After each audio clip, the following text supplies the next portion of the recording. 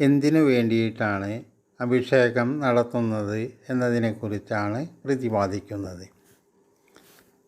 പാപനാശനമാണ് അഭിഷേകം കൊണ്ട് ഉദ്ദേശിക്കുന്നത്. സാധാരണയായി 8 വസ്തുക്കളാണ് പൊതുവെ അഭിഷേകത്തിനായി വിനിയോഗിക്കുന്നത്. ശുദ്ധമായ ജലം, പാല്, തൈര്, തേൻ, നെയ്യ്, കരിമ്പിൻ നീര്, ഇളനീർ, കളഭം എന്നിവയാണവ.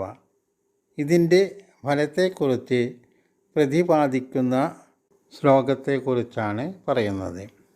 ദശാപരാധം തോയേന ക്ഷീരേണ ശതനാശകം സഹസ്രനാശം തദീന മധുനാപ്യായൂതം തദാം ഹൃദേന നാശകം ലക്ഷം ഇക്ഷൂണാം ദശലക്ഷകം നാളികേരോദകം കോടി അനന്തം ഗന്ധവാരിണാം.